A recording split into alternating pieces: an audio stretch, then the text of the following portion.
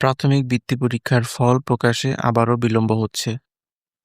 এতে উদ্বেগ আর অপেক্ষা দুই-ই বাড়ছে ৬ লাখের বেশি শিক্ষার্থী ও অভিভাবকের মধ্যে। গত এপ্রিল মাসে সারা দেশে প্রাথমিক বৃত্তি পরীক্ষা অনুষ্ঠিত হলেও ২.৫ মাস পেরিয়ে গেলেও এখনো ফল প্রকাশ করতে পারেনি প্রাথমিক শিক্ষা অধিদপ্তর। শুরুতে মে মাসের ২য় সপ্তাহে ফল প্রকাশের সম্ভাবনা জানানো হয়েছিল। পরে মে ও জুন মাসও শেষ হয়ে গেলেও ফল প্রকাশ হয়নি। অভিভাবক ও শিক্ষকদের অভিযোগ, পরীক্ষা নির্ধারিত সময়ের প্রায় ৪ মাস পরে নেওয়া হয়েছিল। এরপর ফল প্রকাশেও দীর্ঘ বিলম্ব হওয়ায় শিক্ষার্থীদের মধ্যে অনিশ্চয়তা তৈরি হয়েছে। অনেকেই স্বাভাবিক পড়াশোনায় মনোযোগ ধরে রাখতে পারছে না। প্রাথমিক সহকারী শিক্ষক সমিতির সভাপতি মোহাম্মদ শামসুদ্দিন বলেছেন, ফল প্রকাশ দেরি হওয়ায় শিক্ষার্থী ও অভিভাবকদের উদ্বেগ বাড়ছে।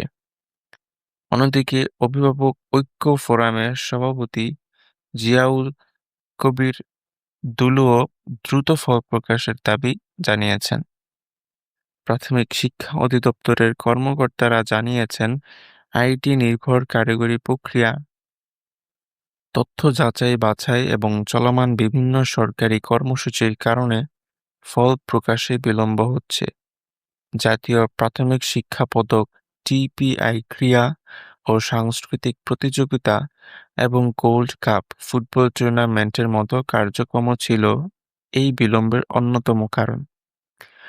সবশেষ তথ্য অনুযায়ী জুলাই মাসের ২য় সপ্তাহে ফল প্রকাশের সম্ভাবনা রয়েছে। আগামীকাল মন্ত্রণালয়ের একটি বৈঠকে এই বিষয়ে গুরুত্বপূর্ণ সিদ্ধান্ত আসতে পারে। ফল প্রকাশের পর অভিভাবকেরা আইপিএমআইএস পোর্টাল এবং এসএমএস এর মাধ্যমে ফল জানতে পারবেন। এবছর মোট ৬,৪০,০০০ শিক্ষার্থী বৃত্তি পরীক্ষায় অংশ নিয়েছে। এর মধ্যে ৮২,৫০০ শিক্ষার্থী বৃত্তি পাবে। মেধাবৃত্তি ও সাধারণ বৃত্তি এই দুই ক্যাটাগরিতে শিক্ষার্থীদের আর্থিক সহায়তা দেওয়া হবে। ফল প্রকাশ নিয়ে নতুন কোনো সিদ্ধান্ত এলেই সবার আগে জানতে আমাদের চ্যানেলের সঙ্গেই থাকুন।